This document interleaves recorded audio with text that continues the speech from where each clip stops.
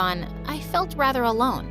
But luckily, I made a few friends, and a week later attended a Halloween party with them, dressed as a vampire. I was having a great time, till I went to the bathroom and took off my mask. And Sophia turned up out of nowhere and started taking selfies with me. Wonderful. My followers are gonna go crazy. So, how are you, girl? Worse than I was a minute ago, because you're here now. Whoa, snappy. Is it because I showed your friend the mirror? Come on, she did look like a janitor that day. How do you even know her? She's my nanny's daughter, and we've been best friends since we were kids, and no one deserves to be here more than her. So please, don't talk trash about her if you don't want me to punch your face. When I got back to the main hall, an upbeat song came on, and a guy who was dressed as the Phantom of the Opera offered me his hand to dance. I was having a great time. And then the music turned to a slow number, and the guy pulled me close. He had his hand on my back. Just then I realized my zip was coming down, and he fixed it. Oh, thank you. Wait, is that you, Abigail? Ryan? Yeah, sorry. I didn't know it was you. I gotta go. He was about to walk away when I stopped him. Hey, what's the matter with you? Why do you keep acting like you have some problem with me? And what did you mean that day when you said it runs in the family? Why don't you ask your dad? My dad? What does he have to do with anything? He has a lot to do with me and my aunt. Ask him how he betrayed the woman who made him what he is today. He made my aunt fall for him, stole her music tunes, and then just dumped her one day like she meant nothing. Seeing her crumble after your dad's betrayal was the hardest time of my life. I'm sorry, Ryan. I know my dad isn't a saint, but what do I have to do with his past? It's not fair to judge me for something he did, and I never knew about it. Trust me, he wasn't really around for me much either. And I don't deserve your hate. To win him over, I asked Wyatt if he needed my help, but he had another idea in mind. Can't I just copy off your homework? I'm not sure. I guess you could come over after school and we could compare answers. Nah, I'll just borrow your notebook at lunch and then give it back to you later. Wyatt then just walked off without even saying thank you. And that's when I saw Gianna standing next to me. Are you kidding me? You're gonna let that jerk copy your homework? Why would you let him walk all over you like that? Is it because you like him? Who said I like him? We've been neighbors and friends since forever. Of course I don't like him. And he doesn't like me. Of course he doesn't like you. 'Cause you're a pushover who does whatever anyone tells you to do. I'm sure I could win Wyatt over if I wanted to. I could get dolled up and look super hot, and then he'd fall head over heels for me. Oh, please. I'm having a party this weekend that everyone's coming to. Why don't you come? You won't be able to win over Wyatt, even if you tried. At that moment, something inside me snapped. Who was Gianna to say that? Just because I wasn't as perfect and pretty as her didn't mean I didn't have what it took. I was going to prove her wrong. I got super dressed up for her party, and the second I walked in, everyone turned towards me, shocked. Gee, mud girl, I almost didn't recognize you. Well, it's me, and FYI, my name is Emma. Okay, Emma. Good luck with Wyatt. I'll just sit back and enjoy watching you fail. Ugh, she was such a witch. An hour in, a slow song started to play, and I knew it was my chance. Wyatt was trying to dance with Gianna, who was ignoring him, and I walked up to him anyway. But just then, all the lights went out, and suddenly, I acted on impulse and decided to kiss Wyatt. I grabbed his face and kissed him fiercely. And God, it felt magical and so meant to be. Then suddenly, the lights flashed back on, and I almost had a heart attack. My arms were around Gianna instead of Wyatt.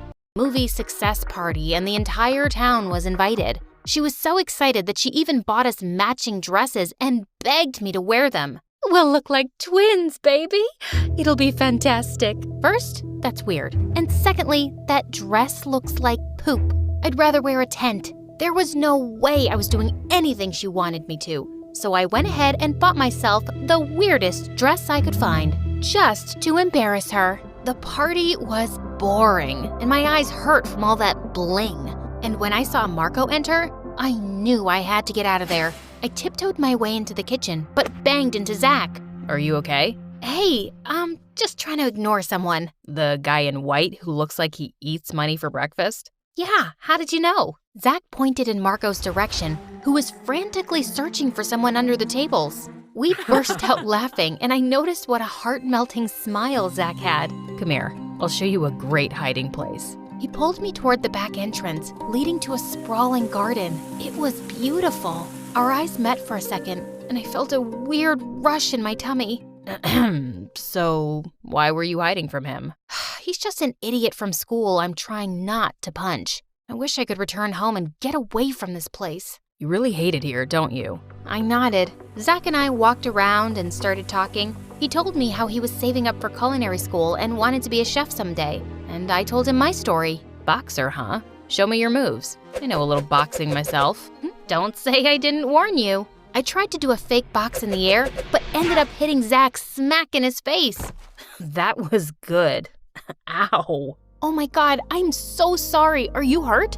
As I tried to check for any broken bones, Zach moved in closer and tucked my hair behind my ears. I felt my knees go weak. Better. His eyes caught my attention because they were a gorgeous shade of green and could make anyone swoon. I wasn't paying attention when I noticed a flash from the corner of my eye, and then 100 people started taking pictures of us. I turned to run, but saw Mom staring at me with eyes blazing like fire. It's bad enough that you're dressed like a joker, and now you're flirting with the help? His name is Zach, and he's my friend. That looked more than friends. You embarrass me, Maya. Cole was completely ignoring me too, and it was making things so much harder. I realized I loved Cole and always had.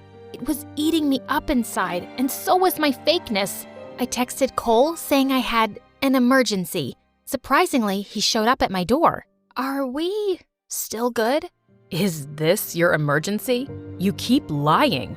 You know, I missed you a lot when you left.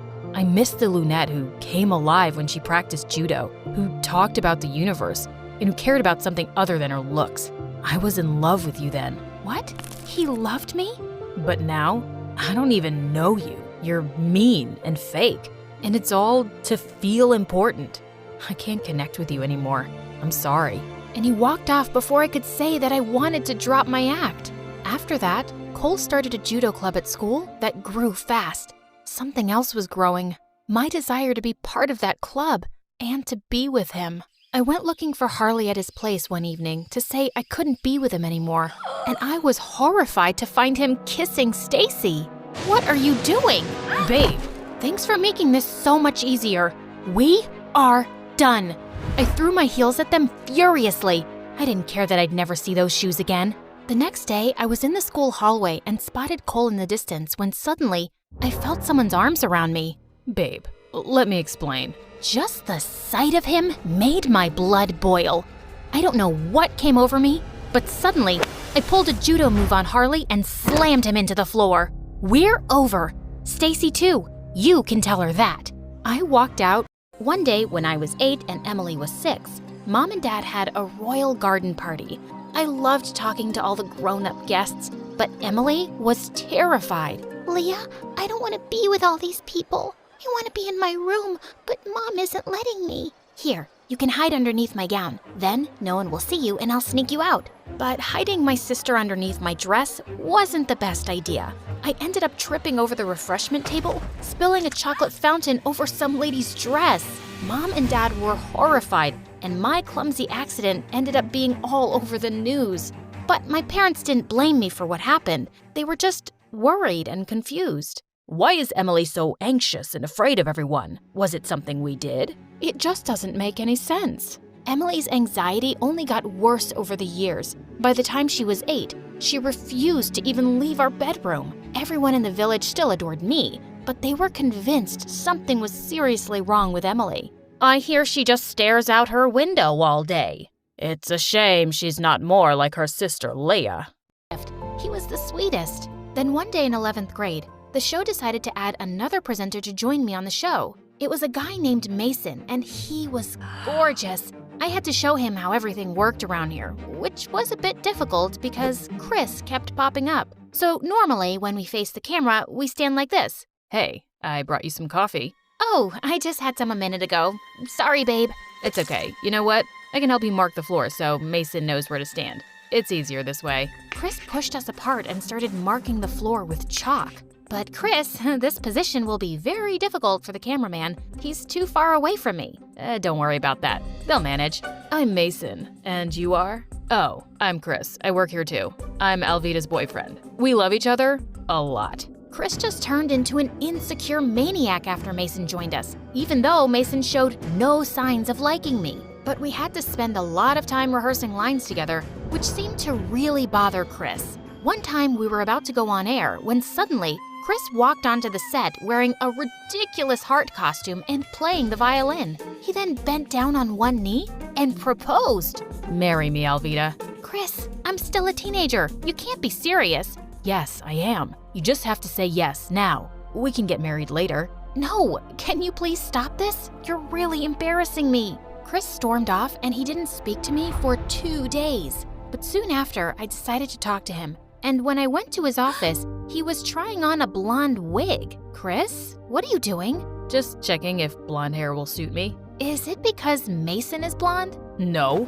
not everything is about him. Chris, like an ostrich egg about to pop. Oh, Alvida, I've been waiting for you. Why? Is something wrong? Yes, I'm in trouble, girl. I watched your show, and I immediately fell in love with your co-host. Please introduce me, please, please, please. I can't do that. It's against studio policy for me to introduce desperate fans to our cast. But I'm your cousin, not some weirdo stalker. Come on, Alvida, please. Can't you do this little thing for me?